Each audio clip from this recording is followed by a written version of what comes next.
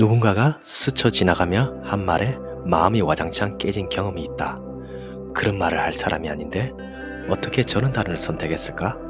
그간 쌓였던 호감이 한순간에 무너진 기억, 우리에겐 숱하다. 타인을 소외시키지 않은 언어, 서로를 배려하는 언어를 선택하기 위해 작가는 일상을 관찰한다. 책상 밖 세상에서 듣고 옮겼던 대화를 곱씹으며 조용히 제안한다. 마음을 돌보듯 우리의 언어도 돌보자고. 언어 감수성이 왜 필요한지, 어떻게 쌓아야 하는지 고민하는 독자들에게 이보다 더 좋은 길잡이가 있을까?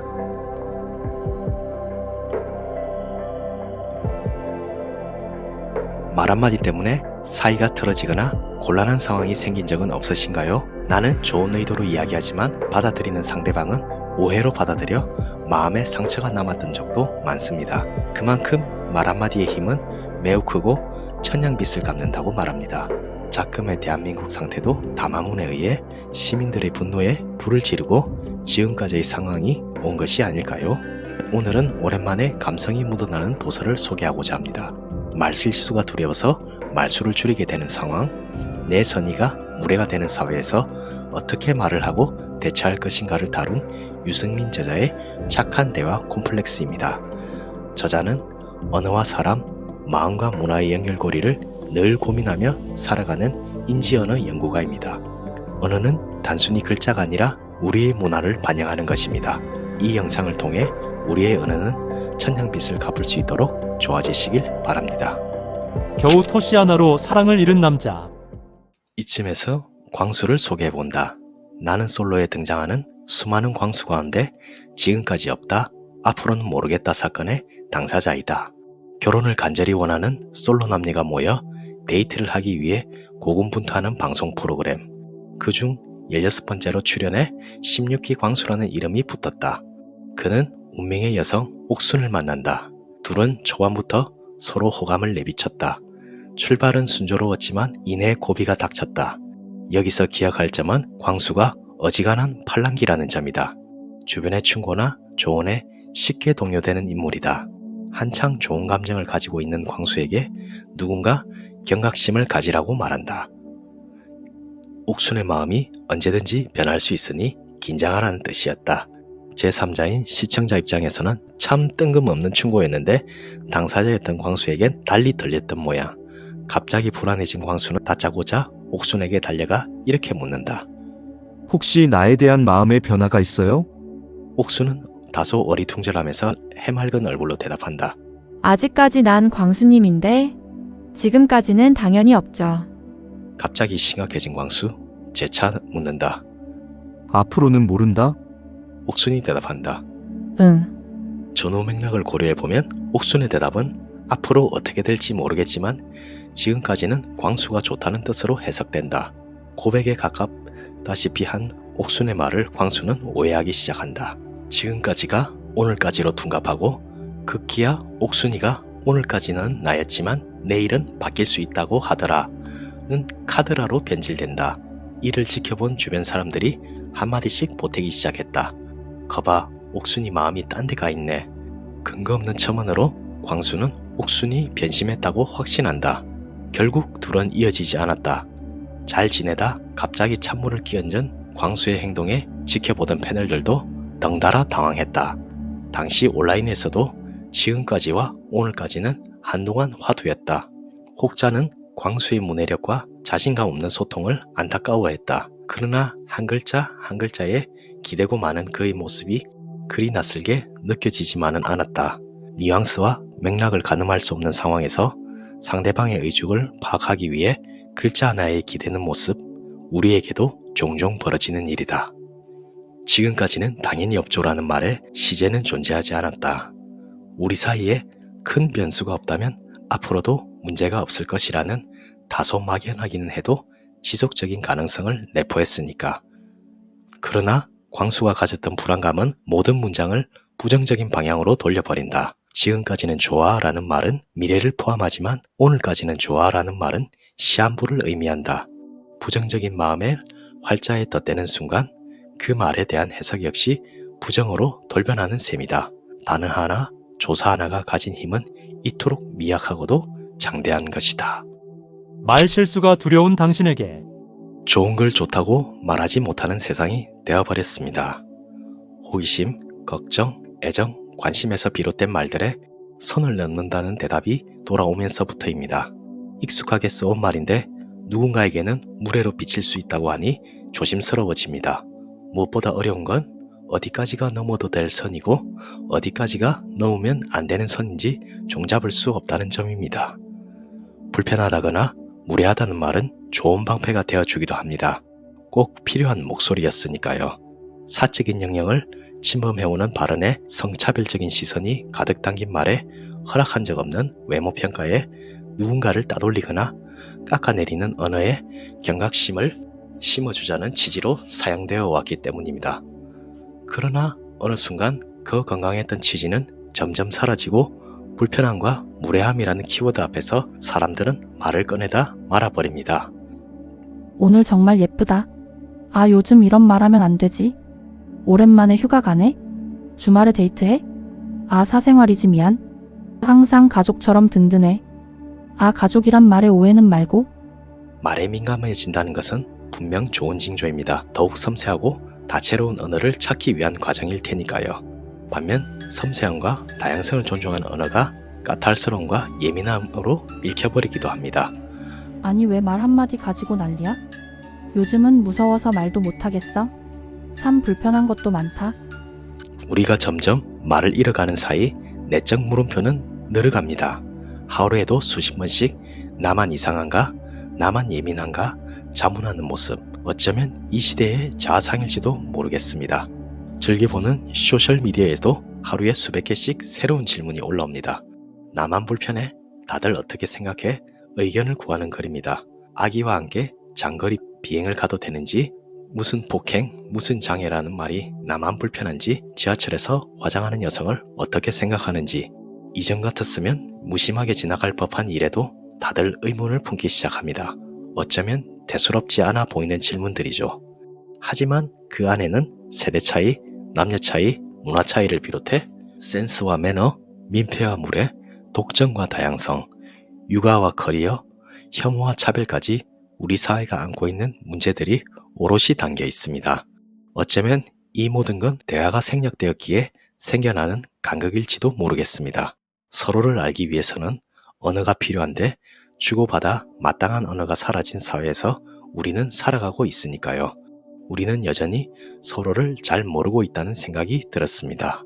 이 책을 쓰게 된 계기는 단순합니다. 이유도 없이 모르는 사람을 미워하는 사회에서 살고 싶지 않아서였습니다. 사랑하는 사람들이 틀딱, 노인충, 한남, 한여, 급식충 같은 영역으로 내몰리는 걸 가만히 보고 있을 수 없기 때문입니다. 혐오의 언어로 한 명씩 사라진 세상에 온전하게 남을 수 있는 사람이 과연 몇이나 될까요? 말 한마디, 글자 하나로 단절은 빠르고 쉽게 이루어지지만 그 속도를 조금이라도 늦출 수 있다는데 희망을 걸어봅니다. 일부는 쓰지 말아야 할 단어가 점점 늘어나는 세상에서 우리는 어디쯤 머무르고 있는지에 대한 이야기입니다. 나만 이상해? 나만 불편해? 라는 질문을 한 번쯤 품어보았다면 이 장에서 조금은 갈증이 해소될 수 있을 것입니다. 2부에서는 조금 더 단어의 본질에 초점을 두었습니다.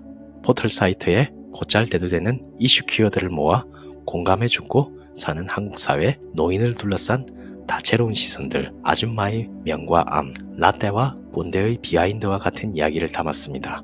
3부는 단어에 담긴 편견, 반전, 새로운 시각을 소개합니다. 긴 세월 우리 사회에서 곱씹어온 단어들을 사례 위주로 풀어나가는 장입니다. 마지막으로 4부에서는 이 책을 덮고 한 걸음 더 나아갈 수 있는 이정표를 제시해 보았습니다.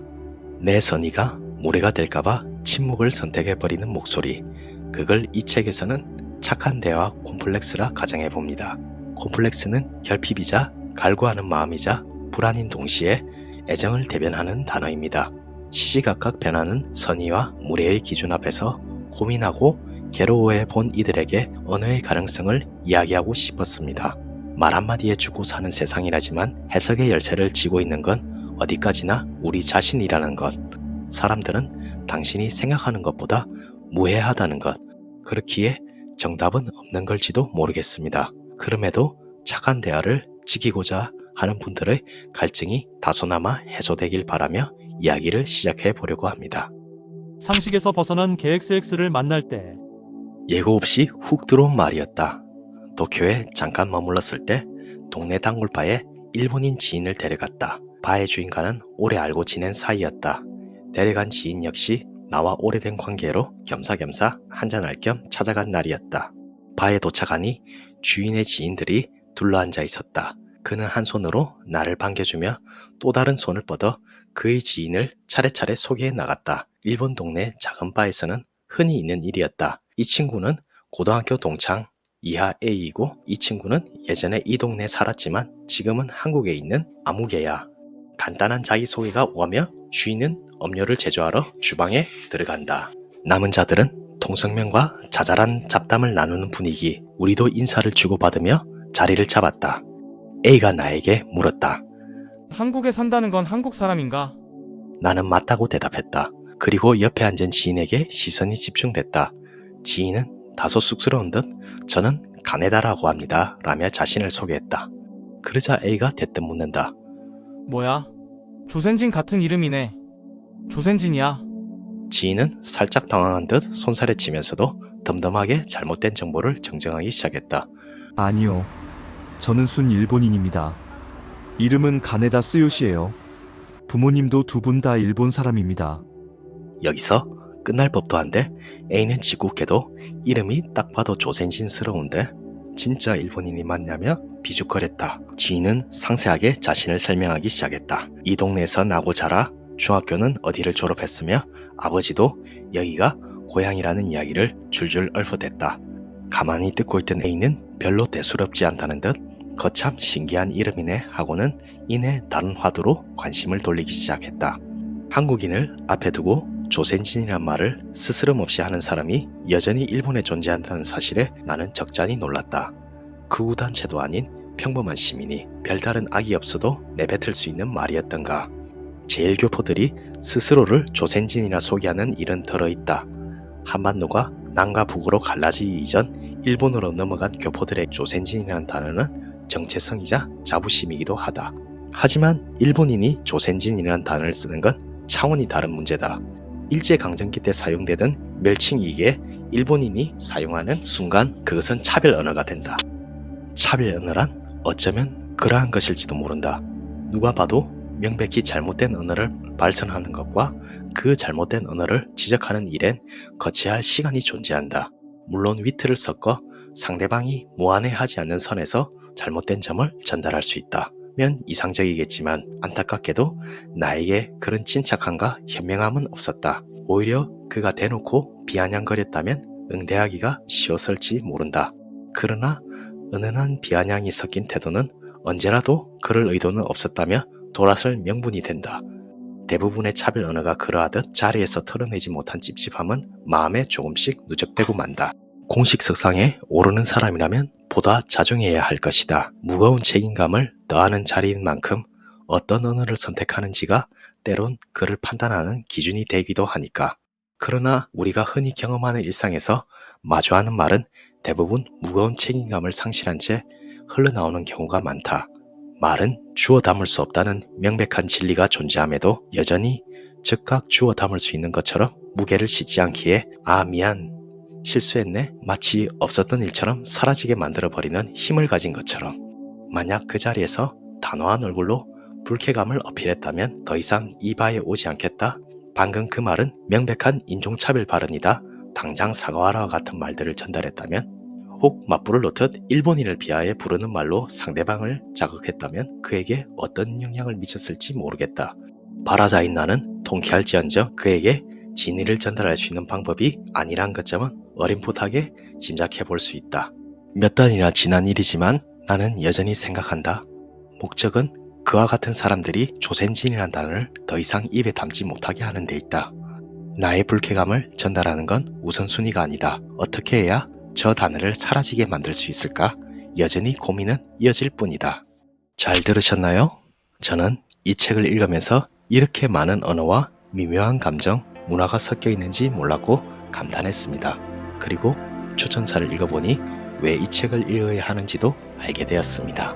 우리 시대의 어느 생활에 관하여 이토록 예리하고도 사려 있게 다룬 책은 아직 보지 못했다.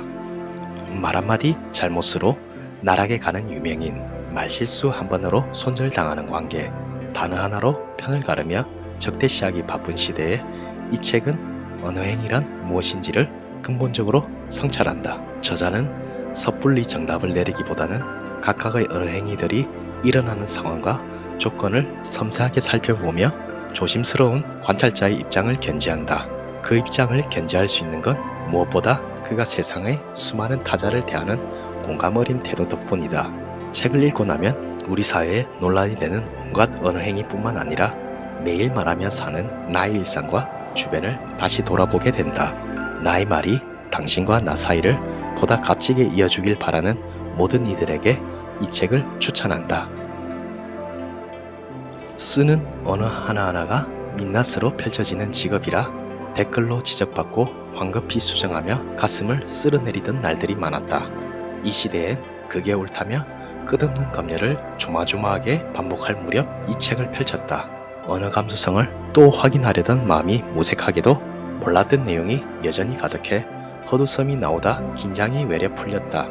언어가 서로를 잘게 찢는 도구가 아니라 색색의 천을 봉합하는 섬세한 실이 되었으면 좋겠다고, 누구나 그럴 수 있으며 기다림을 내어줄 여유가 필요하다고, 혐오의 시대에 동떨어진 서로를 박음질하듯 촘촘히 이으려 애쓴 흔적이 가득해 따뜻했다. 그 말 쓰면 안 돼? 란 막연한 언어공포 현상에 왜? 라는 질문을 날카롭게 던진 걸 넘어 그래서 우리는 어떻게? 라는 고민까지 더해준 저자의 노고에 더없이 감사하다.